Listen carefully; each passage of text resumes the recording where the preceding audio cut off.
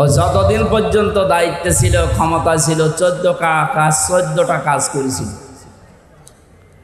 আমি এই 15.5 বছরের সাথে মিলিয়ে দেখেছি, যারা পালিয়েছে 2 বোন একসাথে, ওরা 15টা কাজ করেছিল। ওদের চাইতে এরা এক কাটে বেশি। যে আয়ামে আর আওয়ামী প্রায় একই। ওদের পাথর নবীজির বুক থেকে আল্লাহ সরিয়েছিলেন, পিঠ থেকে জহরকা, আর আমাদের বুকের ওপর থেকে আল্লাহ এই পাথরটা সরিয়েছে। আমরা এখন কথা বলতে পারছি।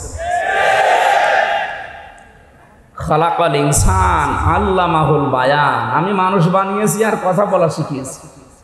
কথা বলা শিখিয়েছে নাকি ওনারা? বলতো এ মোবাইল কে দিয়েছে? মোবাইলে কথা বলি, আমার বাবা টাকা দিয়ে বসে মোবাইল কে দিয়েছে। আরে আল্লামাহুল বায়ান শব্দের ব্যাখ্যায় আমি দেখেছি, এই যে মানুষ কথা বলতে পারে, এটা পৃথিবীতে কেউ দেয়নি। এ শক্তি দিয়েছে কে? তামাম দুনিয়া সব যদি এক জায়গা হয়ে চেষ্টা করে, আপনার মুখ দিয়ে কথা বের করতে পারবে না। বিজ্ঞান এখন প্রমাণ করছে, কয়েক ইঞ্চি জায়গা এখান থেকে কথা বের হতে 27টা স্তর পার হওয়া লাগে। 27টা ধাক্কা খায়, এরপর একটা কথা তৈরি হয়। আর হাদিসের ব্যাখ্যা জানিয়েছে, প্রত্যেকটি স্তরে একটা করে ফেরেশতা বসে আছে। এ ওর কাছে, ও ওর কাছে, ও ওর কাছে, এভাবে দেয়। শেষ পর্যন্ত এই মুখের গর্ত দিয়ে একটা কথা বের হয়। একটা ফেরেশতা যদি বলে না আমি এ দায়িত্বে আর নেই, সারা জীবনেও কথা বলতে পারবেন না। কি দয়া আল্লাহ করেছেন, চিন্তা করেছেন? উনি নিজের হাতে যে 5টা জিনিস রেখে দিয়েছেন, কাউকে দেননি। শ্রবণ শক্তি, দর্শন শক্তি, বাক শক্তি, আকেল শক্তি আর ঘ্রাণ শক্তি। এর ভেতরে বাক শক্তি আছে না? বলেন না কেন? এজন্য কথা বলার যোগ্যতা দিয়েছে কে? অথচ বাক শক্তি রুদ্ধ করে রেখেছিল যারা 15.5 বছর, তারা আল্লাহর ভাষায় জালিম। কারণ যেখানে যেটা দরকার উনি সেট করে দিয়েছে, সেইটা আপনি উল্টিয়ে অন্য জায়গায় নিয়ে যেতে চান। এই যে বললাম 15টা কাজ তারা করেছিল, তার ভেতরে একটা এইটা সমকামিতা। এই কথা বলেন, আল্লাহর পুরা সিস্টেম তারা পাল্টিয়ে ফেলেছে। পৃথিবীতে একটা সাগর আছে, ডেড সি, মৃত সাগর, সেখানে কোনো প্রাণী বাঁচে না। এই সমকামিতা করার কারণে তাদের উপর আল্লাহ গজব দিয়েছিল। আমাদের দেশটাকে এরকম ডেড সি বানানোর জন্য অনেকে গোপন ষড়যন্ত্র এখনো মেতে আছে। ঢাকাতে মানবতার অফিস খোলার নামে এরা সমকামিতার অফিস খুলতে চায়। এদেশে একটা মুসলমান বেঁচে থাকতে আমার মনে হয় আল্লাহর বিরুদ্ধে যায় এমন কোন কাজ হতে দেওয়া হবে না ইনশাআল্লাহ। আল্লাহ রাব্বুল আলামিন বলেন, আলাম তারা ইলাল্লাযীনা বাদদালু নি'মাতাল্লাহি কুফরা ওয়া আহাল্লু কওমাহুম দারাল বাওয়ার ইলা আখির আয়াত। সূরা ইব্রাহিমের ভেতরে আল্লাহ বলেন, হে নবী আপনি কি দেখেননি ওই মানুষগুলোর দিকে যারা আল্লাহর নিয়ামতকে পাল্টিয়ে ফেলেছি কুফরি দিয়ে। কুফর মানে ঢেকে ফেলা, কুফর মানে আল্লাহ পাক যেভাবে যেভাবে চা দিয়েছেন ওইটাকে যারা পাল্টিয়ে ফেলতে চায়, ঢেকে ফেলতে চায়, এই মানুষগুলোকে আল্লাহ পাক বলেন আপনি দেখেন না কেন ওদের দিকে একটু। আলাম তারা ইলাল্লাযীনা বাদদালু নি'মাতাল্লাহ। দুনিয়া তৈরি হওয়ার পর থেকে আজ পর্যন্ত, এখান থেকে কিয়ামত পর্যন্ত যত মানুষ দুনিয়ায় আসবে, যুজ্জিনা লিন্নাসি হুব্বুশ শাহাওয়াতি মিনান নিসা, যেই 9টা জিনিসের উপরে আল্লাহ আকর্ষণ তৈরি করে দিয়েছে, আমাদের কাছে লোভনীয় করে দিয়েছে, তার ভেতরে নারী একটা। কে বলছে? সুতরাং নারীর প্রতি পুরুষের আকর্ষণ এটা বানিয়েছে কে? এইটা পুরা আজ উল্টিয়ে যারা পুরুষে পুরুষে বিয়ে করবে, মেয়েতে মেয়েতে বিয়ে করবে। কুষ্টিয়ায় 3 দিন আগে 2 জন মহিলা বলছে আমাদের বিয়ে দিয়ে দেন, না হলে আমরা মরে যাব। তোমরা যদি বিয়ে করবে তা আমরা কি ঘাস কাটছি? আমাদের কি দরকার? আল্লাহ সিস্টেম করে দিলেন যে পুরুষের প্রতি নারী, নারীর প্রতি পুরুষের আকর্ষণ, এটা আমি আল্লাহ বানিয়েছি। যুজ্জিনা লিন্নাস হব্বুস শাহাওয়াতি মিনান নিসা, 1 নম্বরে মেয়ে লোকের নাম। সেটা যারা পাল্টিয়ে ফেলতে চায় তারা কাফের। আল্লাহ বলেন বাদদালু নি'মাতাল্লাহি কুফরা ওয়া হাল্লু কওমাহুম দারাল বাওয়ার।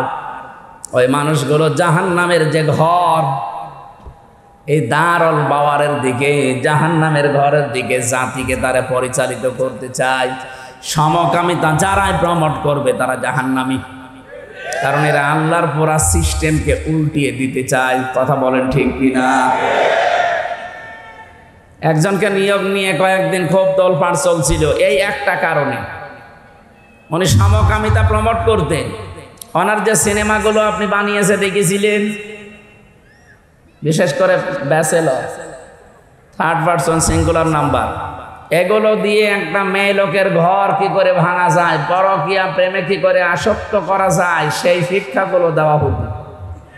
এই কারণেই তো এদেশের মুসলমানেরা তাকে মাথার উপরে মেনে নিতে পারেনি। কথা বলে না কেন?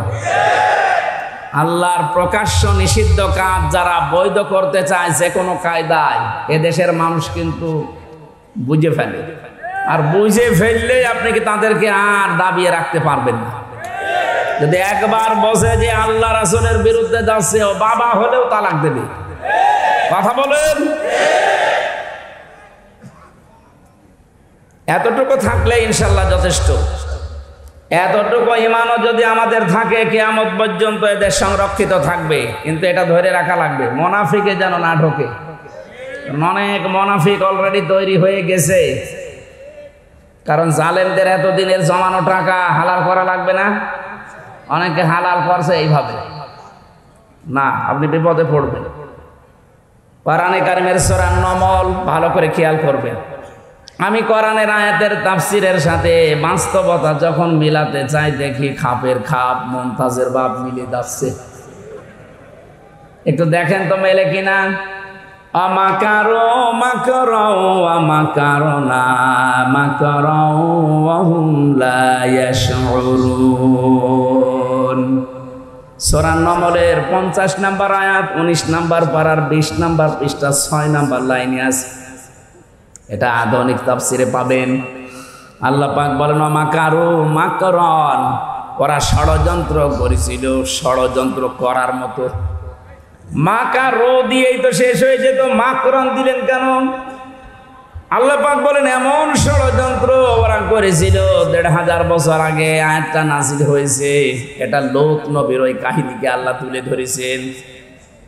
আকাদ মাকারু মাকরহুম ওয়া ইনদাল্লাহি মাকরুহুম ওয়া ইন কানা মাকরুহুম লিতাজুলা মিনহুল জিবাল।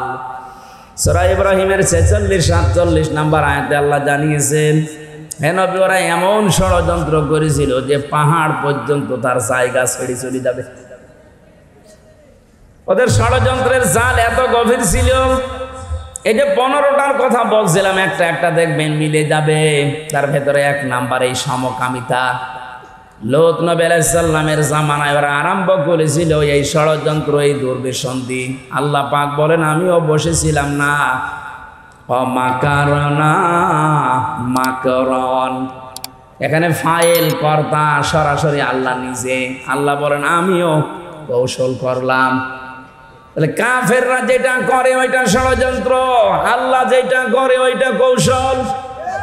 এক কথা বলছেন। গোয়েন্দা বিভাগের লোক আছে এখানে বহু। আমি আসার সময় চোখ দেখে বুঝেছি, কারণ আমি জানি আমি যেখানে যাই ফেরেশতা আগে যে হাজির হয়। কিরামান কাতিবিন তো 2 জন আছে সাথে, আর ওরা আসে আরো 50-60 জন। আপনি এসেছেন ভালো।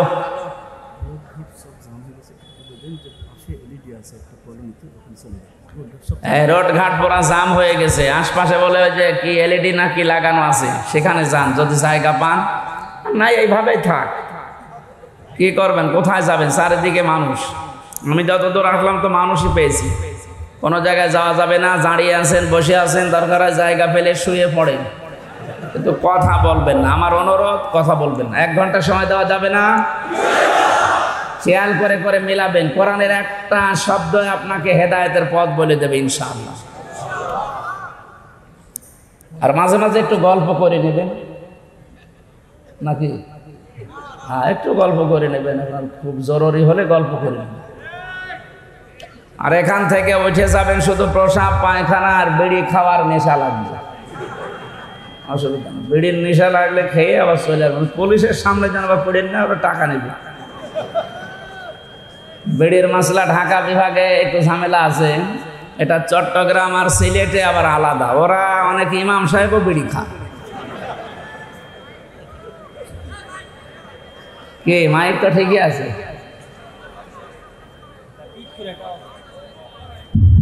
না এই মাইক যারা নিয়েছেন কি কয় ওনারা কয়?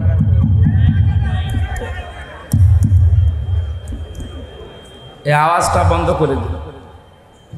মাইকের দিকে তাকিয়ে আমার মনে হচ্ছে যে রওশনের স্বাদ, এর প্রায় সবই নষ্ট হয়ে গেছে, চলছে আর কি।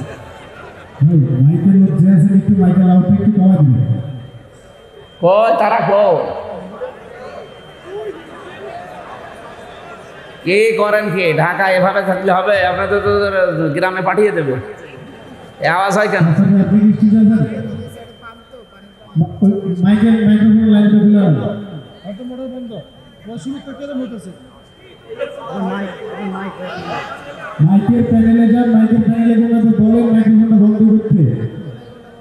কোনটা? তাড়াতাড়ি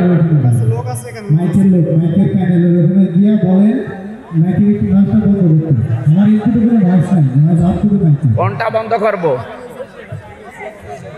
সুবহানাল্লাহ আলহামদুলিল্লাহ লা ইলাহা ইল্লাল্লাহ, সুবহানাল্লাহ আলহামদুলিল্লাহ লা ইলাহা ইল্লাল্লাহ, লা ইলাহা ইল্লাল্লাহ।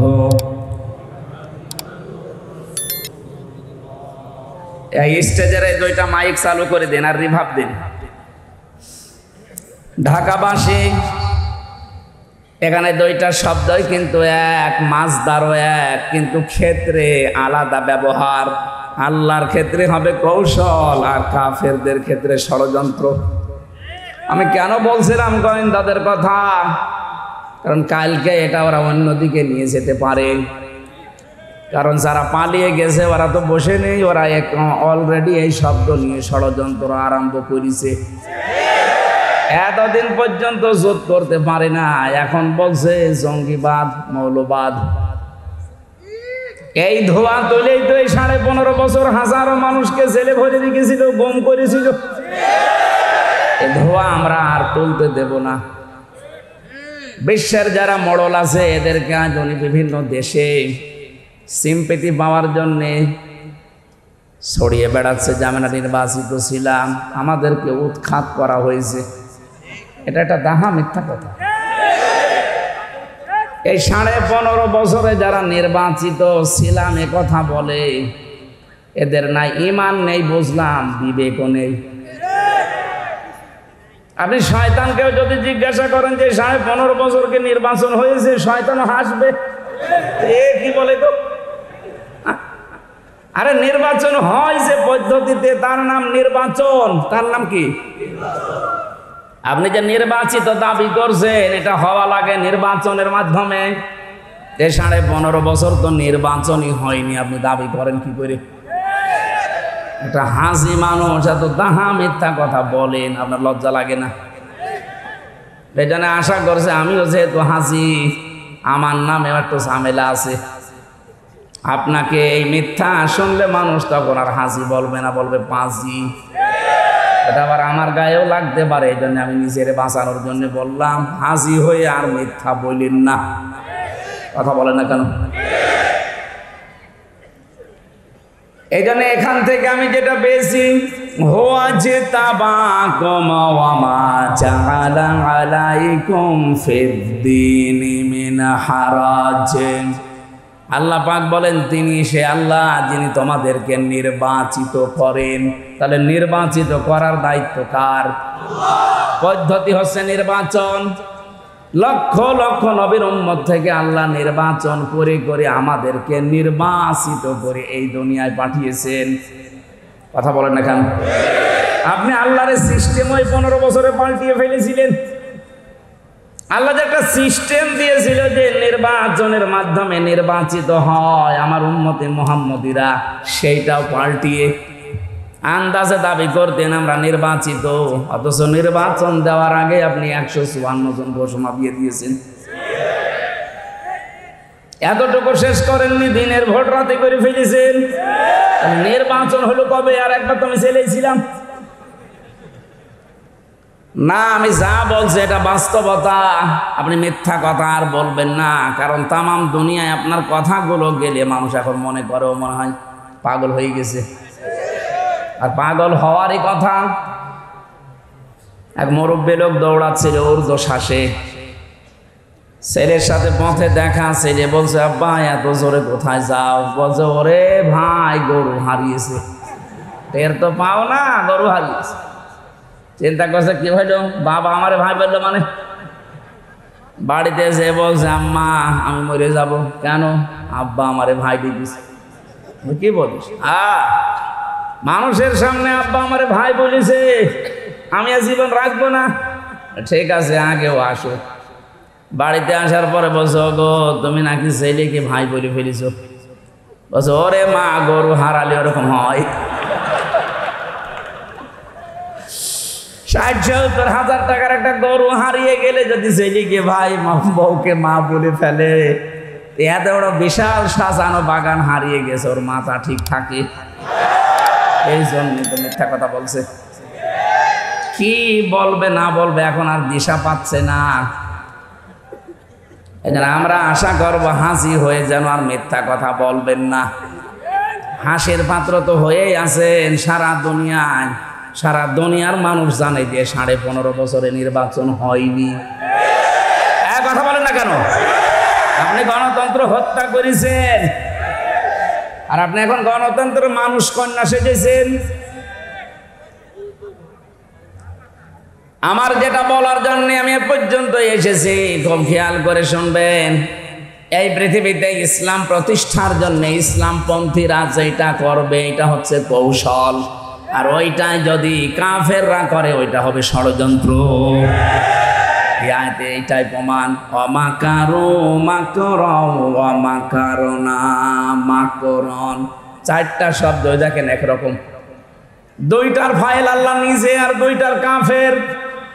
কাফেরদের বেলায় এই শব্দ হবে সন্ত্রাসী, আর আল্লাহর বেলায় হবে এটা জিহাদ। আমরা মুসলিমরা যা করি বিশ্বের জন্য আমাদেরটা জিহাদ, আর আপনারা যা করছেন ওইটার নাম সন্ত্রাস।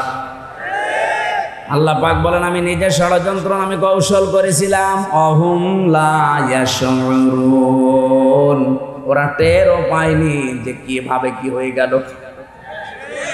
ফানজুর কাইফা কানা আকিবাতু মাকরিহিম, আল্লাহ পাক বলেন নজর করে দেখেন এই ষড়যন্ত্রকারীদের পরিণাম আমি আল্লাহ কি করেছিলাম। এবার যারা আলেম আছেন তাদেরকে বলছে আন্না দাম্মারনাহুম। আন্না এটার ফাইল আল্লাহ নিজে, দাম্মারনা এর কর্তা আল্লাহ নিজে, এরপর আবার হুম দিয়েছেন। আল্লাহ পাক বলেন আমি নিজে তাদের শিকড় কেটে দিয়েছি, ধ্বংস করে দিয়েছি। কওমাহুম আজমাইন, তাদের পুরা জাতিকে আমি শেষ করে দিয়েছি জালেমদের। এবার একটা গোপন কথা বলছি যেটা আমার মনে হয় 5 তারিখের সাথে মিলে যাবে। খুব খেয়াল করে দেখেন তো মেলে কিনা। এটা সূরা নমলের 52 নম্বর আয়াতে আছে ফাতিলকা বুয়ুতুহুম খাবিয়াতাম বিমা যালামু। এখানে তিলকার আগে ফা আছে, আর গ্রামার অনুযায়ী ফা শব্দটা 19টা অর্থে ব্যবহার হয়। কি আমি কি বানিয়ে বলছি? আলেম যারা আছে তারা তো জানবে। আল্লাহ যেন তার এই কুদরতি আঙ্গুল এভাবে দেখিয়ে বলছে বাংলার মানুষেরা এই সেই ঘর, এই সেই এক বচন দেননি, বাইতুন না বুয়ুত, বহু বচন। এরপরে হোম দিয়েছেন। আল্লাহ বলেন এই সেই ঘর, এই জালেমদের ঘর এইগুলো। বিমা জলামু, এদের জুলুমের কারণে আমি আল্লাহ এই ঘরের অবস্থা কি করেছি জানেন? মাঝখানের শব্দ আছে খাবিয়াতান, গৃহ শূন্য করে দিয়েছি, ওজাড় গৃহ বানিয়ে দিয়েছি, জনশূন্য করে দিয়েছি, মরুভূমি বানিয়ে দিয়েছি, নিকৃষ্ট এবং পদদলিত বানিয়েছি। খাবিয়াতান মানে সার শূন্য করে দেওয়া। আপনি দেখেছেন আগস্টের 5 তারিখের পরে বিকাল 5টা বাজতে বাংলার যত জালেমের ঘর আর অফিস ছিল সব পরিত্যক্ত হয়ে গেছে। এটা করেছে কে? কাদের দ্বারা? এই দেশের জনগণের দ্বারা। আল্লাহ বলেন হে নবী, এই সেই ঘরগুলো আপনি কি দেখতে পান না? এই সেই ঘর খাবিয়াতান, আমি ওজাড় গৃহ বানিয়ে দিয়েছি, পরিত্যক্ত করে দিয়েছি। বিমা জলামু, এই জালেমদের জুলুমের কারণে। এই আয়াতটা যে কত বাস্তব এটার প্রমাণ আপনি দেখবেন কুষ্টিয়ার হানিফ সাহেবের বাড়ি। এই 3 দিন আগে আমি আসার সময় দেখলাম বাড়ির পায়খানার প্যান পর্যন্ত মানুষ খুলে দিয়ে চলে গেছে।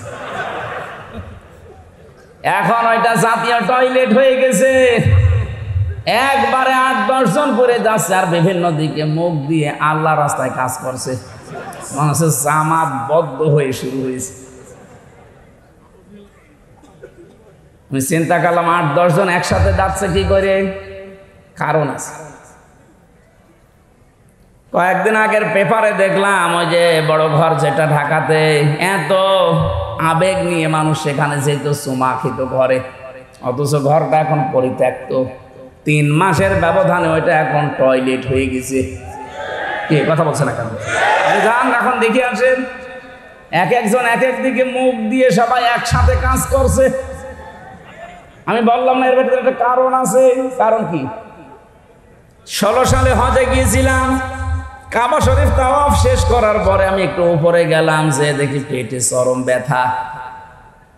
এক পুলিশকে ডাক দিয়ে বললাম, ইয়া সাদেক টাল, ভাই বা বন্ধু, এতক্ষণ আমার ভালোই লাগছিল, হঠাৎ আমার পেটে ব্যথা, খুব যন্ত্রণা করছে, এখানে ফার্মেসি কোথায়? আমার এখন পেটে ব্যথা করছে, কারণ কি? ফার্মেসিতে যাওয়া লাগবে, আপনি একটু দেখিয়ে দেন আমারে। পুলিশ আমারে বলছে, ইয়া হাজি ওর হজ্জা তাই না বিলা দুকা। ও হাজি, দেশ কোথায়? যে তুমি বাংলাদেশ। বাংলাদেশ থেকে এসেছি। পুলিশ আমারে ওর ভাষা দিয়ে বলছে, হাজি আপনি জানেন না এটা কোন জায়গা? না তো। আবু জাহেলের বাড়ি। আপনি এখনো পায়খানা না করে দাঁড়িয়ে আছেন, তাড়াতাড়ি করেন। পায়খানা করে দেখি সত্যি আমার পেটের ব্যথা ভালো হয়ে গেছে। আল্লাহ যেন আমাকে হাতে ধরে বসাতে চাচ্ছে, হামজা এত টাকা খরচ করে আসলে আরে শয়তানের বাড়ি পায়খানা না করে চলে যাবা, তাড়াতাড়ি করো। আমার তো মনে হচ্ছে ঠিক 2024 সালের 5 আগস্টের পর থেকে অনেকের বিভিন্ন রোগ দেখা দিচ্ছে, এ রোগ ভালো হওয়ার জন্য এখন এই কাজ করছে। এর পরের শব্দটা আমি বলার জন্য পর্যন্ত নাই আমি আসতাম না, এবার আসে। এর শিক্ষাটা কি? আল্লাহ পাক বলেন, ইন্না ফি যালিকা লাআয়াতাল লিকাওমিন ইয়ালামুন। মাঝখানে লাম আছে, এটা লামে তাকিদ। আল্লাহ পাক নিজে গ্যারান্টি দিচ্ছেন এর ভেতরে শিক্ষা আছে। কি আছে? কাদের জন্যে? লিকাওমিন ইয়ালামুন, যারা জ্ঞানী, এই জাতির জন্য শিক্ষা এখানে আছে। এখন আমার প্রশ্ন, শিক্ষাটা কি? মুফাসসিরিন ইকরাম জবাব দিয়েছেন, শিক্ষা এই, আল্লাহ পাক যখন কোনো এলাকাকে খাবিয়াতান বানিয়ে দেন তাদের জুলুমের কারণে, পরবর্তীতে যারা ওই জায়গায় বসবে তারা যেন চিন্তা ভাবনা করে জীবন চালায় যে আমরাও যদি জালেম হয়ে যায় আমাদেরও বাড়ি ঘর কিন্তু এরকম পরিত্যক্ত হয়ে যাবে। এই জন্য আগামীতে যারা চেয়ারে বসবেন তারা চিন্তা ভাবনা করে চালাবেন। এ জালেমদের 15 বছরের এত বড় শিকড় যদি আল্লাহ কেটে দিতে পারে, ফাকতি আদাবিরুল কওমিল্লাযিনা যালামু আলহামদুলিল্লাহি রাব্বিল আলামিন। বলেন আল্লাহু আকবার। আল্লাহ বলেন জালেমদের শিকড় কেটে দেওয়া হয়ে গেছে। কে বলছেন? এদের এত বছরের শিকড়। আপনি একটা টাকা ইউনিয়ন থেকে শুরু করে একেবারে আন্তর্জাতিক লেভেল পর্যন্ত এমন কোন জায়গা নেই জালেমদের শিকড় ছিল না। এইগুলো যদি আল্লাহ কেটে দিতে পারে, আগামীতে যারা বসবে তাদের শিকড় কাটতে আল্লাহর দেরি হবে। আল্লাহ পাক শুধু বলবেন কোন, ইন্নামা আমরুহু ইযা আরাদা শাইআন আইয়াকুলা লাহু কুন ফায়াকুন। আমি যখন কোনো কাজের ইরাদা করি, ইচ্ছা করি, কিছুই করা লাগে না, শুধু কোন বলি, ফায়াকুন হতে 1 সেকেন্ডও দেরি লাগে না। 1:30 থেকে 5:30, 3.5-4 ঘন্টার ভেতরে যদি সারা বাংলাদেশের 630টা থানা জালেমদের যত বাড়ি ছিল আমার জানা মতে একটাও নেই। কিছু না কিছু হলেও কাজ, দরজা জ্বালানোর কাজ ভাঙা হয়েছে, এখন পরিত্যক্ত হয়ে পড়ে আছে। চুয়াডাঙ্গায় যিনি ছিলেন, সেলুন, চুল কেটে বেড়াতো। সেলুন মানে কি? চুল কাটে না? এই লোকের বাড়ি ঘরের অবস্থা দেখেছেন? অথচ কি দাপট ছিল এ 15 বছরে। কত কিছুর মালিক হয়ে গিয়েছিল নামে বেনামে। মানুষ তার নাম পর্যন্ত পাল্টিয়ে দিয়েছিল এলাকায়। কি সুন্দর নাম তার, সোলাইমান হক জর্দার সেলুন। পুরা নামই পাল্টিয়ে নাম দিয়েছে হনুমান। হ্যাঁ, এই যে হোসাইন আছে, জিজ্ঞাসা করেন, ওর বাড়ি ওখানে। ওর নাম এখন আর কেউ সেলুন বললে চেনে না, ওর নাম বলা লাগে। হনুমান কোথায়, তার বাড়ি কোনটা মানুষ দেখিয়ে দেয়, এই যে সেই জাতীয় টয়লেট। 3 মাসে যদি এই অবস্থা হয়ে যায়, 3 বছর চাইতে দেন, এদেশে জালেমদের একটা চিহ্নও থাকবে না। আমাদের শিক্ষা এখান থেকে, আমরা যেন জালেম হয়ে না যাই। কারণ জালেমদের বিরুদ্ধে সরাসরি মামলা দেবে আল্লাহ নিজে। সূরা শুরা 25 নম্বর পারা 6 নম্বর পৃষ্ঠার 12 নম্বর লাইনের 42 নম্বর আয়াতের প্রথম অংশে আছে, ইন্নামাস সাবিলু আলাল্লাযিনা ইয়াযলিমুনান নাস। অবশ্যই আমি আল্লাহ মামলা দায়ের করব দুনিয়ায় যারা মানুষ হয়ে মানুষের উপরে জুলুম করে। ইয়াযলিমুন আল মুসলিমুন আল্লাহ দেয়নি, দিয়েছে। ইয়াযলিমুনা মুজারে, বর্তমান ভবিষ্যৎ, প্রেজেন্ট ফিউচার। আল্লাহ মুসলিমুনা না দিয়ে নাস দিয়েছেন একবারে। মানুষ হয়ে যারা মানুষের উপরে জুলুম করেছেন এতদিন, তারা আল্লাহর মামলার আসামি। বিশ্বজিৎ কি মানুষ ছিল না? এক কথা বলছেন এখন। সে মুসলমান না, কিন্তু সে তো মানুষ। বলেন কি করে মারলেন তাকে? আমার সাথে জেলে ছিল, ওই ছেলেটা খুলনায় বাড়ি, ওই যে 18 মাইল নাকি আছে না ভাই, ওখানে বাড়ি ওর, শাওন। আমি বললাম আপনি এইভাবে কপ মারলেন কি করে? ও যে আমার মাথা ঠিক ছিল না। মাথা ঠিক ছিল না, কি হয়েছিল বলো? উপর থেকে আমাদেরকে যা জানিয়েছি আমরা তাই করেছি। ও ছেলেটা বারবার বলছিল, ভাই কিসের জামাত, কিসের শিবির, আমি মুসলমানই না। আমি আপনাদের মতো হাফ হাতা না, আমি ফুল হাতা। হ্যাঁ, ও ফুল হাতা না। আমি এটা ওর কাছ থেকে ওই দিন শুনেছিলাম। আমাদের যিনি জেলার ছিল দেবদুল্লাহ আলো, সেই দিনই আসতো, তখনই মানুষ চিল্লিয়ে উঠতো যে ফুল হাতা আসতেছে। তার মানে ও তো মুসলমানই দেয়নি, এই জন্য ফুল হাতা আর আমরা হাফ হাতা। ও বলেছে যে ভাই আমি মুসলমান না, আমি শিবির না। কিসের শিবির, কিসের জামাত, আমি হিন্দু মানুষ। তারপর আমরা ছাড়ি নাই। কি করলেন আপনি এই কাজটা করে? এখন তো ফাঁসির আসামি থেকে যাবজ্জীবন 30 বছর জেল খাটা লাগবে।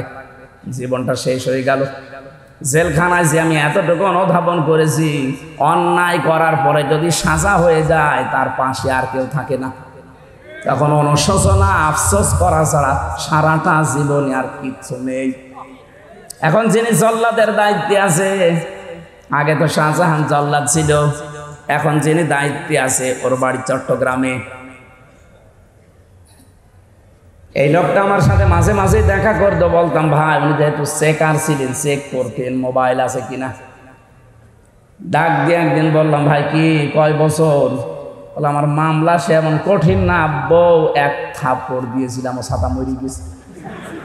আমি 17 বছর না কত বছর জন্য বলে সৌদি আরবে ছিল, এরপরে বিয়ে করেছে। বিয়ের পরের বছরে ওর বর সাথে গন্ডগোল, কি ওর স্ত্রী আর ওর মার সাথে মিল নেই। আজ হাজারো পরিবারগুলো শুধু স্ত্রী আর শাশুড়ি এদের মিল না থাকার কারণে ভেঙে যাচ্ছে।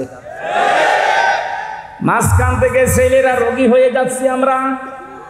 কি কথা বলেন এখন? এই পুত্রবধূর মন যদি আমার মনে হয় ব্রড মাইন্ডের হতো, ন্যারো মাইন্ডের না হয়ে কোনো সন্তান বাংলাদেশে আলাদা হতো না। বৃদ্ধাশ্রম বানানো হচ্ছে এখন জেলায় জেলায়। কালকেই যেখানে ছিলাম ঝিনাইদহ শৈলকুপায় একটা বৃদ্ধাশ্রম উদ্বোধন করে আসলাম। সেই দিন গিয়েছিলাম নীলফামারী কিশোরগঞ্জ থানা, বলে চলেন বৃদ্ধাশ্রম দেখি আসি। যে দেখি এই কোলে 20 জন, এই কোলে 20 জন মা আর বাবা বসে আছে। এদের চোখের দিকে তাকিয়ে আমি বুঝেছি প্রতিটি সন্তান তার প্রতিটি মা বাবা ছেলে মেয়ের জন্য বরদোয়া দিচ্ছে। এই জন্য তো শুধু আমি সন্তান আমি দায়ী না, এ ওবায়দুল্লাহ এরশাদ দায়ী না। আমার এই মাকে বাবাকে বৃদ্ধাশ্রমে রাখা, আলাদা করে দেওয়া, এর পেছনে দায়ী 100 ভাগের 80 ভাগ আমার বউ। কথা বলে না কেন? ওর যেন সহ্যই হতে চায় না, অথচ নিজের মা বাবা যদি সারা জীবন থাকে একটা কথাও বলে না। কেন স্বামীর মা বাবাকে নিজের মা বাবার মতো মনে করা যায় না? মেয়েরা এসেছে। সম্মানিতা মা বোনের একটা গোপন আমল বলছি, জীবনে যদি স্বামীর মন পেতে চান, সত্যিকারের ভালোবাসা পেতে চান, স্বামীর মা বাবাকে নিজের মা বাবা মনে করেন। হয়তো নিজের জীবনেও স্বামীর মন পাবেন না, উপরে উপরে হয়তো আপনাকে ভালোবাসা দেখাবে, আর ভেতরে ভেতরে দোয়া করবে আল্লাহ এর তুলে নেও। কারণ এর কারণে আমার 25-30 বছর আমার পেছনে যারা শ্রম দিল, ওই মা বাবা পর্যন্ত এখন আমার কাছে নেই। নাকি ঢাকা শহরে এগুলো হয় না?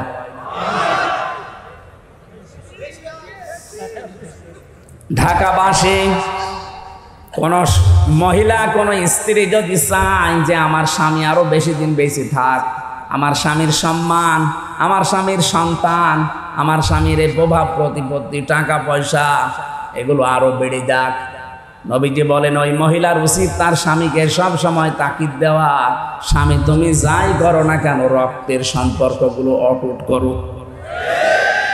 তুমি তোমার ভাইয়ের সাথে সম্পর্কটা ঠিক রাখো, তোমার বোনের সাথে সম্পর্ক ঠিক রাখো, মা বাবার সাথে সম্পর্ক ঠিক রাখো, তোমার চাচা চাচি ফুফা ফুফি এদের সাথে সম্পর্ক ঠিক রাখো, কারণ এদের সাথে সম্পর্ক রক্তের। কিসের? অথচ এদের সাথে আর সম্পর্ক খারাপ করার পেছনে দায়ী এই বউগুলো। আরে বউগুলোকে পিন দেয়, ঔষধ দেয় ওই বোর মার, ওর বড় বোন, ওখান থেকে শুধু ঔষধ পাঠায়, ওই আর কতদিন থাকবি, আলাদা হয়ে যা।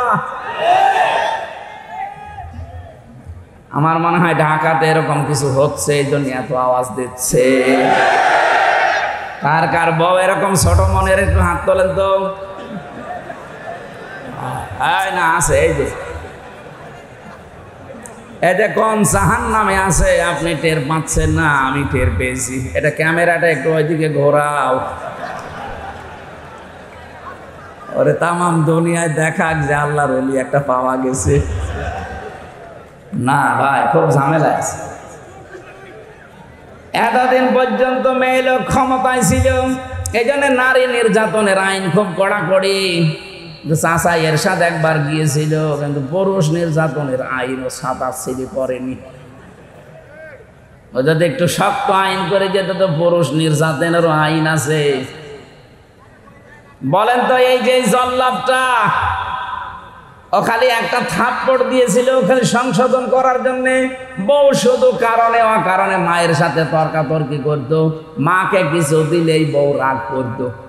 শেষ পর্যন্ত বলছে আমি যে একটা থাপ্পড় দিলাম যে আমার টাকা আমার মাকে দেব, তোর কি? ছাতা মরে গেল, অথচ আজ আমি 30 বছর জেল খাটতেছি। একটা মানুষ বলেন তো 25-17 বছর বিদেশে, 20-22 বছর না হলে তার বিদেশ যায়নি। মনে করেন 20 বছর, 17 বছর আর 30 বছর, কত হয়? ওর জীবনে আর কি থাকে? এই জন্য জেলখানার একটা অভিজ্ঞতা আপনাকে আমি বলছি শিক্ষার জন্যে। আবেগে পড়ে কোনো কিছু করতে যাবেন না। একবার যদি জীবনে কোনো ঝামেলা হয়ে যায়, সারা জীবন ওই 4 দেওয়ালের মাঝে বসে পস্তাবেন, কাউকে পাবেন না। আমি তো কিছু না করে গেছি তাই কাউকে পাইনি, আর আপনি অপরাধ করে যাবেন, আপনার বউ তখন অন্য জায়গায় চলে যাবে, আপনার ছেলে মেয়ে আপনার শত্রু হয়ে যাবে। এই পারিবারিক এই সমস্যার কারণে কত সন্তান পর্যন্ত তার বাবার নামে দেখলাম মামলা দিয়েছে। কে ভাই আপনাকে মামলা দিয়েছে? গিয়ে বলে আমি আমার ছেলে, ওর মাকে নাকি আমি মেরে ফেলেছিলাম। বলেন নাউজুবিল্লাহ। এটা শুধু পারিবারিক জীবন গেল, সামাজিক আছে, রাজনৈতিক আছে, আন্তর্জাতিক কিছু নিয়ম আছে। আমরা যেন সতর্ক থাকি। যদি কোনো কারণে কোনো অপরাধের সাথে জড়িয়ে আবেগে হোক, কারো নির্দেশে হোক, একবার যদি আপনি চলে যান, শাস্তি পেয়ে যান, তখন ওই নেতাকে আর খুঁজে পাবেন না। আমার ভাইরা, আমি যেটা বোঝাতে চাচ্ছিলাম, তাহলে আমাদেরকে আজকে থেকে জুলুম, এখান থেকে একেবারে পুরো জীবন মুক্ত হওয়া লাগবে। নাই তো আমি কিন্তু আল্লাহ মামলার আসামি হয়ে যাচ্ছি। পুলিশের কাছে বাধা দিলে হয় পুলিশবাদী কেস, আর মানুষের ওপরে জুলুম করলে হয় আল্লাহবাদী কেস। মানুষের ওপরে জুলুম করলে কেস করবে কে? আপনি লক্ষ্য করেছেন শব্দটা? আল্লাহ বলেন আমি নিজে মামলা দেব। মামলার বাদী যত বড় হয় মামলা তত কঠিন হয়। আমাদের নামে মামলা দিয়েছিল রাষ্ট্র। যদি এরশাদ ভাই দিত সলিমদ্দি, আমি 3 দিনও আটকে রাখতে পারতো না। যত টাকা লাগে টাকা পয়সা দিয়ে বেরিয়ে চলে আসতাম, কারণ আমি আকিস গ্রুপে চাকরি করতাম। কয় টাকা লাগবে আপনি বলেন? কিন্তু এমন মানুষ মামলা দিয়েছে, টাকা না লাল দাগ দিয়েছে, যতবার তুলবেন মামলায় জামিন হবে না। এই জন্য মামলার বাদী যত বড়, কেস তত কঠিন হয়। এখানে আল্লাহ পাক নিজে মামলার বাদী জালেমদের বিরুদ্ধে। সুতরাং এই 15.5 বছরে 1628টা চেয়ারে যারা ছিল এই দেশে, প্রত্যেকেই আল্লাহর মামলার আসামি। কেউ ডাইরেক্ট, কেউ ইনডাইরেক্ট, এরা আল্লাহর মামলার আসামি। এদের কোনো মাপ নেই। আল্লাহু লা ইয়াহদিল কওমাজ জালিমিন, ইয়াহদি মুজারে, বর্তমান, ভবিষ্যৎ, প্রেজেন্ট, ফিউচার। আল্লাহ বলেন জালেমদের আমি হেদায়েত দিচ্ছি না, দেবও না। এই জন্য জালেমদের কপাল পুড়ে গেছে। দুনিয়াও আপনার শেষ, আখিরাত তো শেষ হয়ে গেছে। জালেমদের চোখের দিকে, মুখের দিকে এখন তাকালে দেখবেন শুধু চিন্তা, চিন্তা আর চিন্তার ছাপ। আরে ভাই, জেলে তো আলেমরাও ছিল, কই তাদের মুখে দেখতাম হাসি। আর এখন আজকে কর্নেল ফারুক খানের দিকে তাকান, চেহারা দেখেই মনে হচ্ছে ওর সব শেষ হয়ে গেছে। কি হতাশার ছাপ চেহারার ভেতরে। কোরআনে কারিম আল্লাহ 1500 বছর আগে ওদের এই মুখের ছাপের কথা জানিয়েছে। আল্লাহ পাক বলেন সূরা আনামের 44 নম্বর আয়াতের মাঝের অংশে এটা আছে, হাত্তা ইদা ফারিহু বিমা উতু আখাদনাহুম বাগতাতান ফাইদাহুম মুবলিসুন। ওরা যখন আল্লাহর দানকৃত নিয়ামত পেয়ে আনন্দে আত্মহারা হয়েছিল, হঠাৎ করে আমি আল্লাহ তাদেরকে ধরলাম। এদেরকে ধরেছে কে? ছাত্র জনতা মিলে শুধু ধরে নাই, আল্লাহ বলেন আমি ধরেছি ওদেরকে। ফাইদাহুম মুবলিসুন, ওরা হতাশ হয়ে গেছে, ওরা নিরাশ হয়ে পড়েছে। ওদের চেহারার দিকে আপনি তাকিয়ে দেখবেন যত রকমের চিন্তার ছাপ এই চেহারার ভেতরে ফুটে উঠেছে। ইন্নামা নুমলি লাহুম লিয়াজদাদু ইসমা ওয়া লাহুম আযাবুম মুহিন। মানুষের পাপ যখন পরিপূর্ণ হয়ে যায় তখন আল্লাহ তাদেরকে অপমানজনক শাস্তি দেয়। অপমান তো এরকম, মাথায় তো দড়ি আমারও দিয়েছিল। ওদের ওয়াজ মাজায় দড়ি, ওদেরকে দেখলে মানুষ পচা ডিম মারছে, আর আমাদের মাজায় দড়ি দেখলে পুলিশ পর্যন্ত কাঁদতো। এক কথা বলছে না কেন? নিজে দেখেছি, হয়তো বাধ্য হয়ে বাধ্য না কিছু করতে, কিন্তু কাঁদতো। সিসি ক্যামেরার কারণে ওইদিকে তাকিয়ে চোখের পানির দিকে দেখতাম, কাঁদতেছে। আচ্ছা হুজুর, আপনাকে একটু আমি সিঙ্গাড়া কিনে দেবো, ওই যে সিসি ক্যামেরায় ওই শয়তানরা দেখতে পাচ্ছে, ও দেখলে আমার চাকরি চলে যাবে। কিন্তু আমার সহ্য হচ্ছে না, আমার মনে হয় চাকরি ছেড়ে চলে যায়, কিন্তু উপায় নেই বলে আমি করছি। কিন্তু আপনি আমারে মাফ করে দিয়ে না, আপনার আর কি। আমার মাথায় দড়ি দিয়ে নিয়ে আমি হাসতাম, জালেমদের কাজ কারবার দেখে। কি করছে এরা? শুধু দড়ি দেয়নি, হাতে হ্যান্ডকাপ পেছনে বেঁধে দিত, মাজায় দিত দড়ি, হাত পায়ে দিত ডান্ডা বেড়ি, মাথার উপরে দিয়েছে সেই লোহার টুপি, বুকে দিয়েছে সেই বুলেট প্রুফ জ্যাকেট। মনে হচ্ছে যে কি নিয়ে যাচ্ছে, অথচ কিছুই না। একটা ভীতিপূর্ণ অবস্থান তৈরি করে আলেমদের সাথে আসতে করতো, যেন পরবর্তী প্রজন্ম ভয়ে কেউ আলেম হতে না চায়। জালেমদের কিন্তু জাতে মাতালো তালে ঠিক আছে, ওরা এমন এমন অবস্থা করতো। আরে ভাই, আপনি আল্লামা মামুনুল হককে আপনি জেলে রাখবেন, রাখেন, এত ফষ্টি নষ্টি করার দরকার কি? কি অবস্থায় তারা নিয়ে যেত দেখেছেন? হুইল চেয়ারে করে, লোকটার মাথায় ব্যথা, হাঁটতে পারে না, পায় হাতের মধ্যে সেই কি হাতের ভেতরে ভর দিয়ে তার যাওয়া লাগতো। রিমান্ডে তো আমি ছিলাম, আমি বুঝেছি আপনারা কি করেন। বিভিন্ন অস্ত্র নিয়ে এসে বলতো যে এইগুলো দিয়ে আমরা নখ তুলি। কিছু কিছু মানুষের আমি দেখেছিলাম এত বড় বড় নখ হয়ে গেছে, ওই যাদেরকে আয়না ঘরে রেখেছে, তাও তো এটা 2 নাম্বার। আসলটা যারা আছে এত বড় বড় নখ হয়ে গেছে, চুল দাড়ি গব দেখলে মনে হচ্ছে ওরে বাবারে জঙ্গল থেকে বেরিয়ে আসতেছে।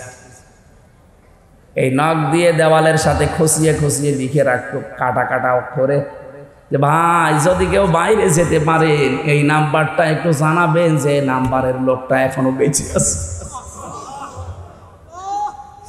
কি করেছেন আপনি বলেন তো? আর আপনি বলেন আমি কি করেছি, আমার পালানো লাগলো, কি করেছেন টের পাচ্ছেন না?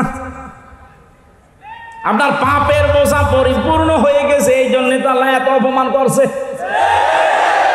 বিচারপতি মানিকের মতো এরকম একটা হারামি, ওরে বিচারপতি বানিয়ে পুরাটাই অবিচার করেছে। আর আল্লাহ পাকও দেখিয়েছে, কলার পাতায় শুয়েছে ওরে, ওর বিচি উড়ে গেছে, সংসার করার কাজ শেষ। দেখেন কবে শুনবেন যে ওর বউ চলে গেছে, কারণ বিচি না থাকলেও বউ থাকবে। আযাব মহিন শুধু পড়েছি, এটা আমি দেখলাম নিজের চোখে যে আল্লাহ অপমান করে কি করে। এই কথা বলে না কেন? এই জন্য আমি আবার বলছি, আমরা যারা আছি সাবধান, যদি আগামীতে চেয়ার পানও জুলুম করবেন না। আপনার বাড়ি ঘর, আপনার অফিস আদালত যতই মজবুত করেন, আল্লাহ কিন্তু ওইটা জনশূন্য করে দেবে। আল্লাহ আমাদের হেফাজত করুন, বলেন আমিন। আমরা আজকে একটা গ্রাম নিয়ে আলোচনা করব, খুব খেয়াল করে মিলাবেন। আমার তো কোরআনের আয়াত পড়লেই মনে হয় এটা কেবল নাজিল হচ্ছে।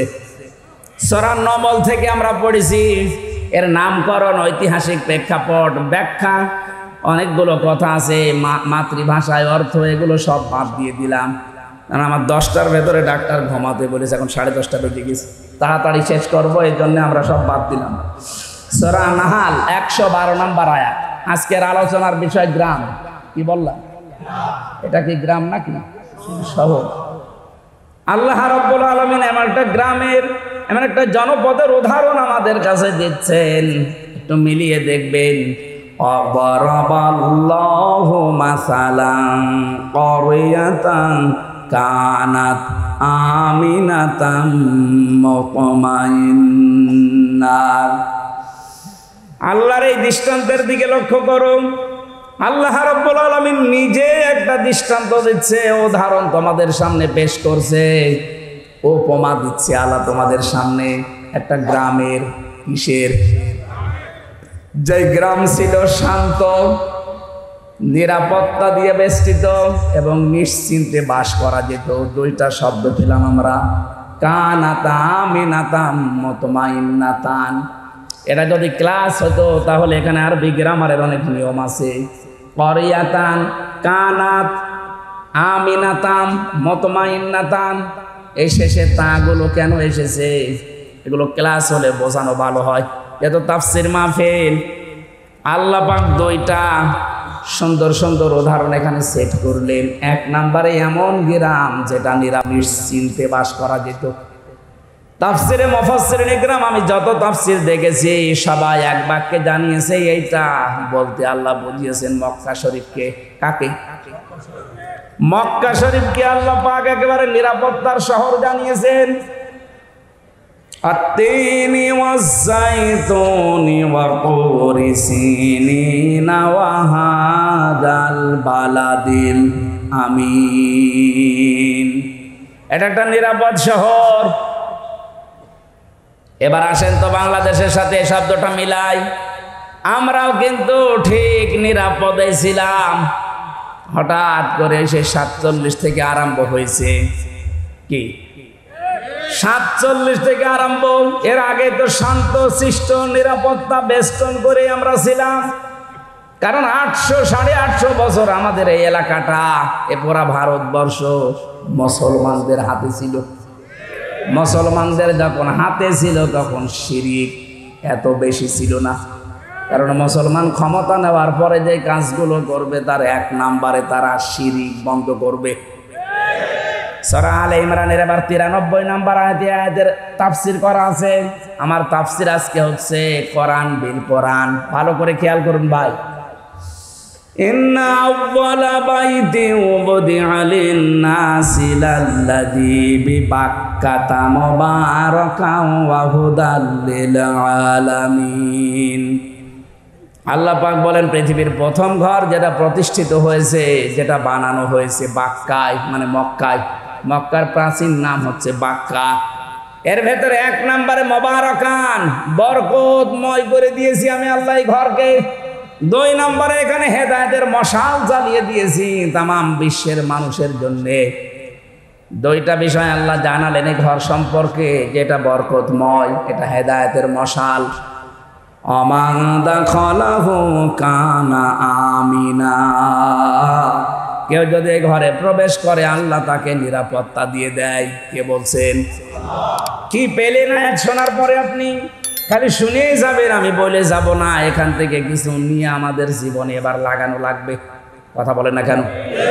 আল্লাহ যে বললেন আমান দাখালাহু কানা আমিনা, এই ঘরের এরিয়ার ভেতরে যারা আসবে তাদেরকে নিরাপত্তা দেবে কে? আপনি দেখেছেন কেমন নিরাপদ ঘর? অথচ এরিয়ার বাইরে গেলে দেখবেন চিন্তায় হয়, মারামারি হয়, গালাগালি হয়, দেখলে মেরে ফেলবে। কিন্তু এলাকার ভেতরে আপনি যতক্ষণ থাকবেন, ওই সে আবাহমান কাল থেকে কেউ যদি বাবার হত্যাকারী কেউ দেখে যে কাবার চত্বরে কিচ্ছু বলতো না, এমন নিরাপদ আল্লাহ দিয়েছিলেন। এখন আমার প্রশ্ন, এই বাংলাদেশ কি কাবা শরীফ? কথা বুঝে উত্তর দেবেন। বাংলাদেশ কি কাবা শরীফ? এটা কাবা থেকে 6000 কিলোমিটার দূরে। তাহলে আমাদের এই 56,000 বর্গ মাইলকে নিরাপত্তা দিয়ে বেষ্টন করা লাগবে না? কি শত্রু দেখতে পাচ্ছেন না চারিদিকে? পাশের রাষ্ট্র আমাদের প্রতিবেশী, ওদের সাথে যাদের যাদের বর্ডার আছে তারা প্রত্যেকটা বর্ডারে মার খায়। পাকিস্তান বর্ডারে মার খায়, চীনের বর্ডারে মার খায়, মায়ানমারের বর্ডারে মার খায়, নেপালের বর্ডারে মার খায়। আর যত মার আমাদের দেয়, ওরা মার খেয়ে শেষ করে না। দেখবেন পাকিস্তানে আর চীনের কাছে মার খেলে ওরা বলিউডে সিনেমা তৈরি করে। ওইটা দিয়ে ওরা সিনেমা বানায়। সিনেমার নায়ক দেখেছেন? আল্লু অর্জুন, রামচরণ, প্রভাস, এদেরকে দিয়ে সিনেমা বানায় আর ওটা আবার হিট করায়। আর এইটা দিয়ে আমাদেরকে টাকা পয়সা যা উপায় হয় ওইটা দিয়ে আমাদের মারে। ওরা মায়ের খায় পাকিস্তানের বর্ডারে, চীনের বর্ডারে, মায়ানমারের বর্ডারে। আর মারে কাদের বলেন? নিরাপত্তা দেওয়ার জন্য এবার কি লাগবে বলেন? আল্লাহ বলেন এই তো কাবা শরীফ না তোমার এই বাংলাদেশ 6500 কিলোমিটার দূর। তাহলে এইটাকে যদি নিরাপত্তা দিয়ে ঢেকে রাখতে চাও কি করা লাগবে? এবার আসেন, আমি বলছি সূরা আনআম 7 নাম্বার পারা 17 নাম্বার পৃষ্ঠা, প্রথম নাম্বার লাইনের 82 নাম্বার আয়াতের প্রথম অংশে আছে। আধুনিক যে তাফসীর আছে সব মিলাবেন, এটা পাবেন। আল্লাযীনা আমানু ওয়া লাম ইয়ালবিসু ঈমানাহুম বিযুলমিন উলাইকা লাহুমুল আমনু ওয়া হুম মুহতাদুন। আল্লাহ পাক বলেন যারা ঈমান আনবে আর ঈমানের সাথে যারা জুলুম মিশ্রণ করবে না। এখানে জুলুম মানে শিরিক। জুলুম মানে কি? যারা তাদের ঈমানের সাথে শিরিক মিশ্রণ করবে না, আমি আল্লাহ গ্যারান্টি দিলাম উলাইকা, যেন এইভাবে হাত দিয়ে দেখাচ্ছে বাংলাদেশের দিকে যে উলাইকা, এই মানুষগুলো লাহুমুল আমনু, এরা আল্লাহর কাছ থেকে নিরাপত্তা পাওয়ার হকদার। তাহলে বাংলাদেশ যদি নিরাপত্তার চাদরে কাবা শরীফের মতো ঢেকে রাখতে চান, এ দেশ থেকে জুলুম শিরিক বন্ধ হওয়া লাগবে। এ দেশে শিরিক নেই বলেন? প্রকাশ্য শিরিক চলছে একটা, যে ক্ষমতার উৎস জনগণ, এটা শিরিক। এটা কারা আছেন এই বিশ্বাসে আমি জানি না। হ্যাঁ আছেন আপনারা, আমি জানি অনেকেই আছেন এই বিশ্বাস। এখনই পাল্টানো লাগবে, এটা শিরিক। কারণ আল্লাহ যেটা পারে ওইটা অন্য কেউ পারে, এই বিশ্বাস করার নাম শিরিক। আর শিরিক যারা করে তারা মুশরিক। কথা বলে না কেন? আইন দিতে পারে কে? অন্য কেউ পারে। ক্ষমতা দেখাতে পারে কে? অন্য কেউ পারে। সুতরাং আল্লাহ যেটা পারে ওইটা অন্য কেউ পারে, বিশ্বাস যারা করেন। ক্ষমতার উৎস আল্লাহ বারবার বলছে আন্নাল কুওয়াতা লিল্লাহি জামিয়া কুলিল্লাহুম্মা মালিকাল মুলকি তুতিল মুলকা লিল্লাহি মুলকুস সামাওয়াতি ওয়া মা ফিল আরদ। এরকম 950 উপরে আয়াত আছে। ডাইরেক্ট ইনডাইরেক্ট ক্ষমতার উৎস কে? সেইটাকে আজ উল্টিয়ে ফেলেছেন আপনি। আপনি বলছেন না ক্ষমতার উৎস জনগণ। এই বিশ্বাস করেন কারা?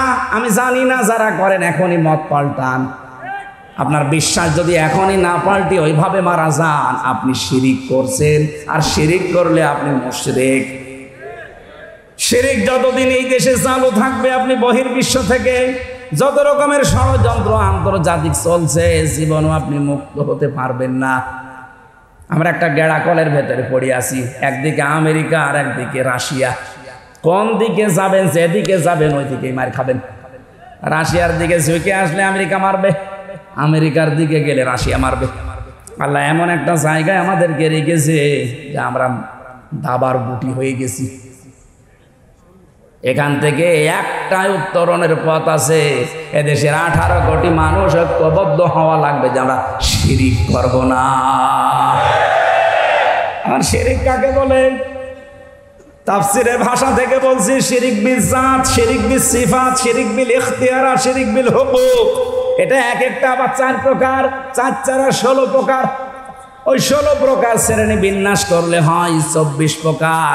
24 প্রকার শ্রেণী বিন্যাস করলে হয় 72 প্রকার। 72 প্রকার ভাগ ভাগ করলে তাফসীরে আছে 120 প্রকার। শিন র কাফ, এই শব্দের ভেতরে এতগুলো কথা লুকিয়ে আছে। এক একটা পয়েন্ট আকারে বললে 120 দিন লাগবে। এত কথা শুধু একটা শব্দের ভেতরে আল্লাহ লুকিয়ে রেখেছেন। তাফসীর করতে গেলে সময় লাগে। এই কারণে আল্লাহ রাব্বুল আলামিন আমাদেরকে নিরাপত্তা দেবেন 56,000 বর্গ মাইল। যত রকমের দুশ্মনী, যত রকমের ষড়যন্ত্র কৌশল হচ্ছে, যত রকমের কোট কৌশল চলছে, সব কিছু থেকে আল্লাহ আমাদের বাঁচাবেন। গ্যারান্টি দিয়েছেন উলাইকা লাহুমুল আমনু, এই মানুষগুলো নিরাপত্তার হকদার। কিন্তু শিরিক জুলুম বন্ধ করা লাগবে। জুলুম যাই হোক বন্ধ হয়েছে, কিন্তু শিরিক এখনো বন্ধ হয়নি। কথা বলেন? তাহলে আমাদের দেশকে যদি এখন আমরা নিরাপত্তায় ঢেকে দিতে চাই, কি লাগবে? সর্বপ্রথম শিরিক মুক্ত হওয়া লাগবে। এখন একটা একটা করে পয়েন্ট আকারে বললে এত সময় থাকবেন আপনারা, নাকি আমি আয়াতটা আগে শেষ করে নিই? এত প্রকার বলা ঠিক সম্ভব না। এখন আমি যতটুকু পারি আয়াতটা শেষ করে তারপরে যদি সময় আমার কোলায়, আমার কণ্ঠ আবার বসে যায়। কারণ এই 3টা বছরে জালেমরা যা খাওয়িয়েছে, শরীরটা শেষ করে দিয়েছে। কিছুক্ষণ কথা বললে আমার গলায় ব্যথা করে, ভেতরে তো কোনো চিকিৎসা নেই। যে ডাক্তার আসতো সব রোগের এক ওষুধ। কেউ যদি বলে আমার পেটে ব্যথা, ও চা দেয়। কেউ যদি বলে আমার নুনু ব্যথা, তো একই দেয়। হ্যাঁ, আপনি জিজ্ঞেস করেন যারা ছিল, যা বলবে একই ওষুধ দেয়। আরে ভাই, পেটে আর নুনু কি এক? তারপরে ওই একই খেলে খান, বলে ভালো হয়ে যাবে, কারণ বাইরে তো যেতে পারবেন না। এই অবস্থায় 3টা বছর। তারপরে আমার তো ডাক্তারের কাছে নিয়েই যেত না। 14 দিন বলার পরে একদিন নিয়ে যেত, তার 4-5 জন কারারক্ষী। মনে হচ্ছে যে কি হয়েছে, বাইরেও যাও ভেতরেও যাও। এত ভয় এদের। সিসি ক্যামেরা দিয়ে রাখতো, কারারক্ষী আলাদাভাবে বসিয়ে রাখতো। কি বলেন তো, আমার শরীর চলে না, আর এরা এত ভয় পায়। আমি কিন্তু মামুনুল হক সাহেবের মতো তো হংকার মঙ্কার দিতাম, তাও তো হইতো। আমার এমনি শরীর ভালো না, আর তারপরে ওদের মনে হয় যদি কলিজায় কাপড় উঠে যাচ্ছে, 4-5 জন আমার পেছনে লাগিয়ে রাখত। ঢাকাবাসী, আমি যে আয়াতের প্রথম 2টা শব্দ আল্লাহ জানিয়েছিলেন যে এমন একটা নিরাপদ শহর ছিল, যেই শহরের 2টা বৈশিষ্ট্য, একটা নিরাপত্তা আর একটা নিশ্চিন্তে বসবাস করা। রব্বুল আলামিন বলেন, ইয়াতিহা রিজকুহা রাগাদাম মিন কুল্লি মাকান। বিশ্বের বিভিন্ন দিক থেকে তাদের দেশে জীবন উপকরণের জন্য যা লাগতো সব আসতো। আরে ভাই, 47-এর আগের ইতিহাসগুলো আপনি পড়ে দেখেন, আমি তো দেখি নাই, শুধু পড়েছি। কি শান্তিতে ছিল তারা, কি অবস্থায় ছিল তারা। 850 বছরে এলাকাগুলো মুসলমান শাসন করেছে। একটা মানুষের ওপরে জুলুম অত্যাচার হয়েছে প্রমাণ নেই। যদি একটু কিছু পাওয়া যেত, সঙ্গে সঙ্গে বিচার হয়ে যেত। বাদশাহ নুরউদ্দিন, বাদশাহ জাহাঙ্গীর, এর কাছে একটা বুড়ি মহিলা তার যুবতী পুত্রবধূকে নিয়ে এসে বলছে, বাদশাহ জাহাঙ্গীর, তোমার এলাকায় আমি বসবাস করি, আমার ছেলেটা প্রশাসনে চাকরি করে। প্রতিদিন রাতের বেলা একটা দুর্বৃত্ত এসে আমার ভয় দেখায়।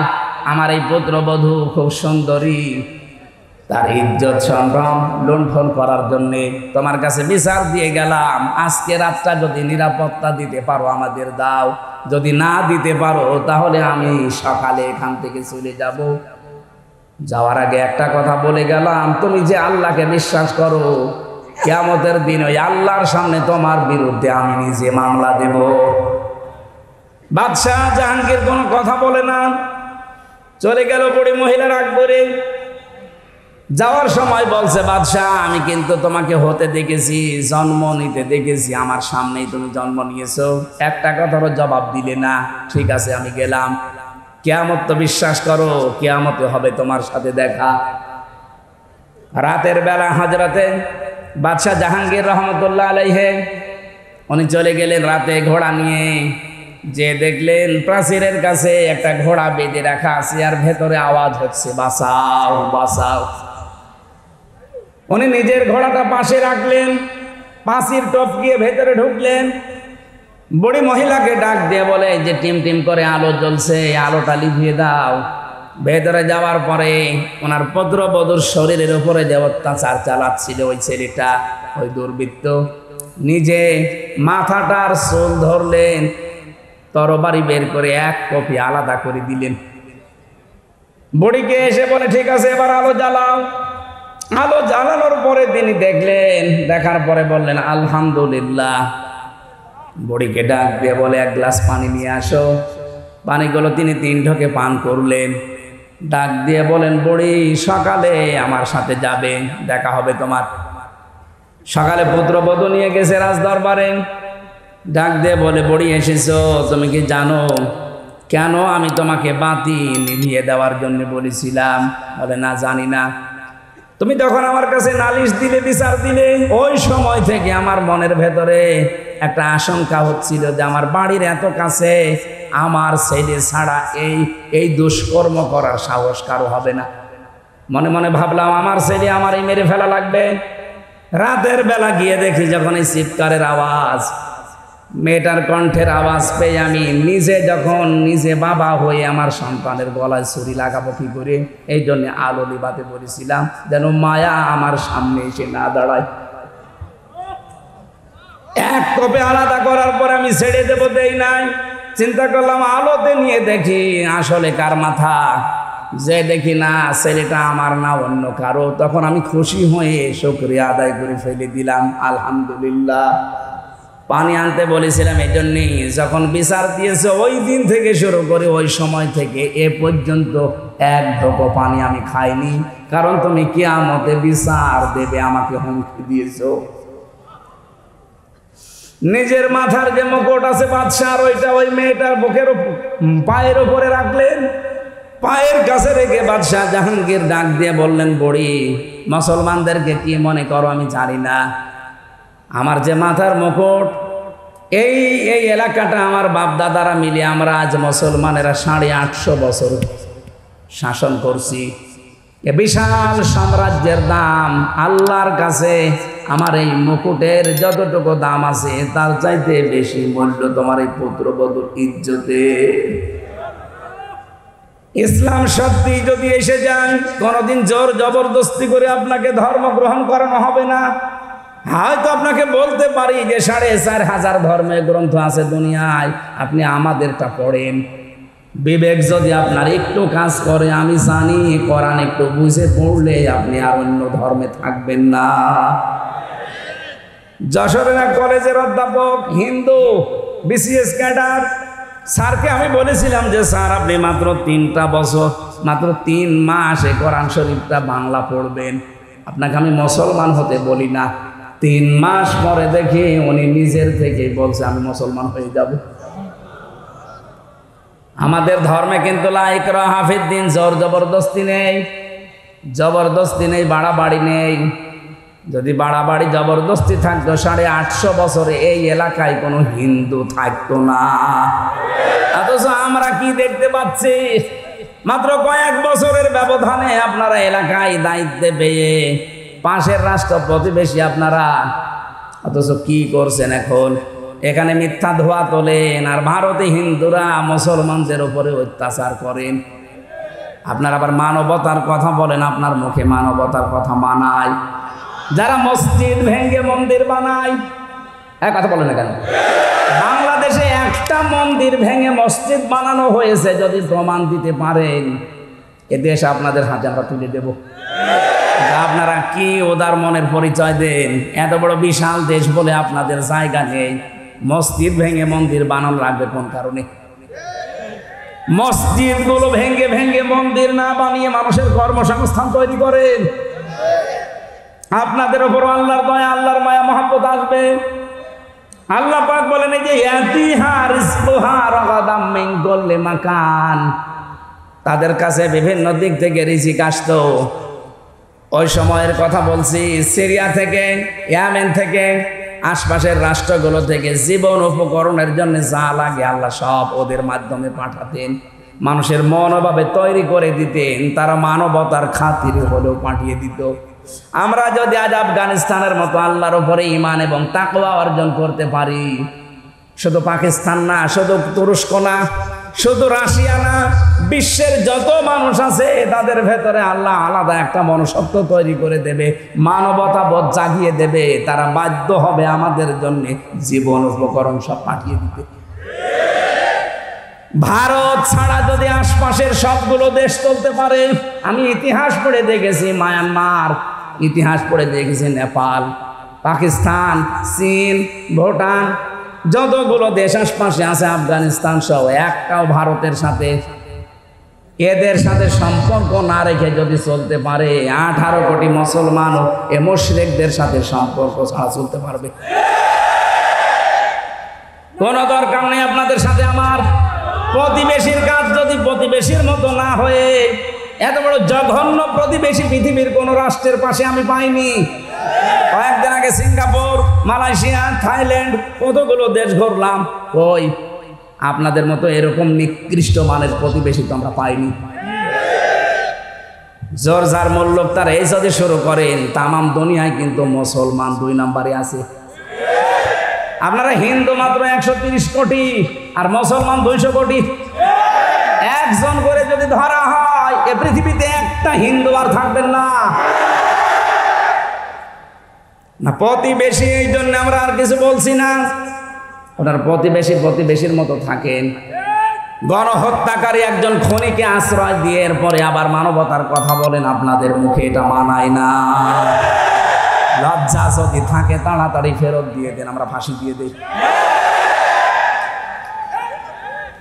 কারণ বিচারক যারা আছে আপনি তাকান, অ্যাডভোকেট যারা, ব্যারিস্টার যারা, তারা বলছে উনি যা করেছে 160টার উপরে অলরেডি মামলা হয়ে গেছে, ওনারে কমপক্ষে জেনুইন ভাবে 100 বার ফাঁসি দেওয়া যাবে। 100 বার লাগবে না, একবার দিলেই তো শেষ। আপনারা নিজেরা বলতেন যে আমাদের স্বামী স্ত্রীর সম্পর্ক কিসের স্বামী স্ত্রী। আপনি যদি সত্যি স্বামী হয়ে থাকেন তাহলে তো স্ত্রী চলে গেছে, সাথে গেছে আর এক শালী। এই দেশ থেকে আমরা যারাই দেখি বিদেশে যাই, তারা রেমিটেন্স যোদ্ধা, তারা টাকা পাঠায়, অথচ এই 2 জন আজ 3 মাস 4 দিন হয়ে গেল একটা টাকাও পাঠায় না। কেউ স্বামীর পকেট মারেন, কেউ দুলাভাইয়ের পকেট মারেন। অন্তত 2 বোন মিলে যদি মাসে 50,000 করে তো টাকা পাঠানো যায়। আমরা ঋণে জর্জরিত হয়ে আছি, আর একটা টাকা 3 মাস 4 দিনে পাঠালেন না, আবার ষড়যন্ত্র করেন। থামেন। আর আপনাদেরকে বলবো, এই গণহত্যার সাথে যারা জড়িত, এই পৃথিবীতে ইতিহাস, হিটলার, চেঙ্গিস খান, এই যে লক্ষণ সেন, যারাই পালিয়ে গেছে পৃথিবীতে মানব হত্যার সাথে যারা জড়িত, তারা দুনিয়ায় আর কোনোদিন ফিরে আসেনি, আসবেও না। এই জন্য ওই ফাঁদে পা দিয়ে আমাদেরকে এসপি সাহেব বলছিল যে মানুষকে জানাবেন, এই ফেসবুকে উন্মাদনায় পা দিয়ে অনেকে আজ উচ্ছৃঙ্খল বিশৃঙ্খল তৈরি করছে, এরা যেন থামে। কিচ্ছু হবে না, সব ষড়যন্ত্র মোকাবেলার জন্য দেশের 18 কোটি মানুষ প্রস্তুত আছে। এখন আর দল বিদল নেই, এখন সব দল এক দল, আমরা হচ্ছে মাজলুম। খালি ওই 14 দল বাদ দিয়ে ওরা তো এখন আর নেই, বাকি আমরা যা আছি 2-1 জন থাকলে ওরা এখন মুসলমান হয়ে যাচ্ছে। আমার বংশেরটা আমি বলছি, ওরা তো 100 জনের 98 জন আল্লাহর ওলিকে নবী মানত, এত শক্ত। কিন্তু এখন এই বিকাল, আগস্টের 5 তারিখের বিকাল 5টা বাজতে আমার মোবাইল করে বলছে, ভাতিজা আমরা সব জামাত ইসলামী হয়ে গেছি। হ্যাঁ, এখন জামাত ইসলাম। আর এতদিন বলতো আমাদের বঙ্গবন্ধু আমাদের নবী, মানে নবী বলতো না কিন্তু এরকম মানতো। নবীজিকে গালি দিলে কিছু বলতো না, কিন্তু ওরে যদি কেউ একটু পান থেকে চুন খসে, গোষ্ঠীতে গন্ডগোল বাজে, এরকম কঠোর অবস্থা ছিল। আর বিকাল 5টা বাজতে ওরা বলছে, ভাতিজা তুমি কোথায়? আমরা সব জামাত ইসলামী হয়ে গেছি। এই তো 14 দলের বাইরে যারা আমরা ছিলাম সবাই আমরা মাজলুম। এখন কিন্তু উহুদের ময়দানে চলছে এই বাংলাদেশটা। একটু যদি স্লিপ কাটা হয়, এখন এই গনিমতের মাল কোড়াতে ব্যস্ত থাকবেন, খালিদ বিন ওয়ালিদের মতো আকস্মিক ভাবে হামলা করে সব হত্যা করে ফেলবেন। এখানে সে অবস্থায় আছে, এগুলো সব বাদ দেন। মুসলিমদের যা করা দরকার করণীয়, এখন পাহারা দেওয়া লাগবে দেশটা। বিশেষ করে যারা দায়িত্বে আছেন, সম্মানজনক একটা সময় নিয়ে তাড়াতাড়ি করে একটা নির্বাচন দেন। নির্বাচনের মাধ্যমে নির্বাচিত সরকারের আগে দেশটা তুলে দেন, তাহলে ষড়যন্ত্রগুলো বন্ধ হয়ে যাবে। আল্লাহ পাক বলেন, ফাকা ফারাত বিআনউমিল্লাহি ফাযাকাল্লাহু লিবাসাল জুই ওয়াল খাউফি বিমা কানু ইয়াসনাউন। এই মানুষগুলো আমার আল্লাহর নিয়ামতের কুফরি করেছিল। এখানে নিয়ামতের 2টা অর্থ পেয়েছি। 1 নম্বরে আল্লাহর নবী। আল্লাহর নবীকে আল্লাহ কি করে দুনিয়ায় পাঠিয়েছিলেন? নিয়ামত। কি করে বলেন তো? লাকাদ মান্নাল্লাহু আলাল মুমিনিনা ইয বা'সা ফীহিম রাসূলাম মিন আনফুসিহিম। অবশ্যই তোমাদের উপরে যারা মুমিন তাদের উপরে আল্লাহর দয়ায় যে তোমাদের ভেতর থেকে আল্লাহ একজন রাসূল পাঠিয়েছে, অথচ সেই রাসূলকে তারা মিথ্যাবাদী প্রমাণ করেছিল, মিথ্যাবাদী তারা অপবাদ দিয়েছিল। আল্লাহ এর পরের আয়াতে জবাব দিয়েছেন, ওয়ালাকাদ জাআহুম রাসূলুম মিনহুম ফাকাযযাবুহু ফাআখাযাহুমুল আযাবু ওয়া হুম যালিমুন। অবশ্যই তাদের কাছে রাসূল এসেছিল তাদের মধ্যে একজন, কিন্তু তারা তাকে মিথ্যা প্রতিপন্ন করেছিল। এই কারণে আমি আল্লাহ তাদেরকে ধরেছিলাম, কারণ তারা জালেম ছিল। তাহলে জুলুম করার এখানে একটা পদ্ধতি পেলাম, যারা দুনিয়াতে আল্লাহর পাঠানো রসুলদের সাথে মিথ্যা প্রতিপন্ন করে তাদেরকে কষ্ট দেয়, আল্লাহ পাক তাদের উপরে দুইটা শাস্তি পাঠায়। এক নম্বরে ক্ষুধা, দুই নম্বরে ভয়। আমার প্রশ্ন, এখন রসুল দুনিয়ায় আছে? কথা বলেন। তাহলে ওয়ালাকাদ জাআহুম রাসূলুন এই শব্দটা ভুল। বলেন, রাসূল নেই, কিন্তু রাসূলের নায়েব আছে, নায়েবে রাসূল আছে, উত্তরাধিকারী আছে। এই যে ইরশাদ, এটা নায়েবে রাসূল। কি ইরশাদ? মানে এই সেম ইরশাদ না, এই ইরশাদ এটা নায়েবে রাসূল, কারণ নামের আগে আলেম লেখা আছে। এদেশে যারা আলেম, এরা আল্লাহর নবীর উত্তরাধিকারী। আল উলামা ওয়ারাসাতুল আম্বিয়া। এই আলেমদের সাথে যদি এখন কেউ বিয়াদবি করে, তাদের যদি অত্যাচার জুলুম নির্যাতনের ভেতরে ফেলে দেয়, দুইটা শাস্তি আল্লাহ জমিনে পাঠাবে। এক নম্বরে ফাযাকা আল্লাহু লিবাসাল জু, ক্ষুধার পোশাক পরিয়ে দেবে। দুই নাম্বার আল খাউফ, ভয় লাগিয়ে দেবে। ইয়াদের তাফসিরে মুফাসসির লিখেছেন, বিশ্ব নবীকে আল্লাহ যখন উপরে নিয়ে যান মেরাজে, তখন দেখলেন পিপিলিকার মতো কি যেন উঠতেছে, আবার ছোট ছোট হয়ে কালো কালো কি যেন নামতেছে। ডাক দিয়ে বললেন, জিবরাইল, কি ওঠে আর কি নামে? ফেরেশতা বললেন, হে রাসূল, পৃথিবীতে আপনার উম্মতের আছে গুনাহ করে, অপরাধ করে, জুলুম করে, এটা অন্ধকার হয়ে পিপিলিকার মতো এই কালো কালো উঠতেছে। আর যে নামে দেখেন কালো কালো পিপিলিকার মতো, ওগুলো এই গুনাহর শাস্তি আল্লাহ ধরুন নামাচ্ছে। তাহলে আমাদের গুনাহর কারণে দুনিয়াতে শাস্তি নামে, এটার প্রমাণ আছে সূরা রোমের 41 নম্বর আয়াতে, যহারাল ফাসাদু ফিল বাররি ওয়াল বাহার। দুই নম্বরের প্রমাণ আছে সূরা শুরার 30 নম্বর আয়াত, মা সাবাকুম মিন মুসিবাতিন ফাবিমা কাসাবাত আইদিকুম। 3 নম্বরের প্রমাণ আছে সূরা আরাফ 9 নম্বর পারা 2 নম্বর পৃষ্ঠার 1ম নম্বর লাইনে 96 নম্বর আয়াতে, ওয়ালাউ আন্না আহলাল কুরা আমানু ইলা আখিরি আয়াত। দলিলগুলো লম্বা করে বলতে পারছি না, অনেক রাত হয়ে গেছে, 11টা বাজতেছে। এই আয়াতের যে শিক্ষা আমি খুব তাড়াতাড়ি বলছি। এক নম্বরে একটা শান্ত, নির্মল, নিরাপদ শহর আল্লাহ দিয়েছিলেন, কিন্তু ওখানে যে মানুষগুলো বসবাস করত তাদের জন্য রিজিকও বিভিন্ন জায়গা থেকে আল্লাহ পাঠাতেন। তারা যখন আল্লাহর নিয়ামতের নাশকরিয়া করা, কুফরি করা আরম্ভ করেছিল, ওই জামানার রাসূলের সাথে আল্লাহ দুইটা শাস্তি পাঠিয়েছিলেন। এক নম্বরে ক্ষুধা, 2 নম্বরে ভয়। আমরা যদি এই জামানায় যারা নবীর উত্তরাধিকারী আলেম আছে, এদের সাথে আগামীতে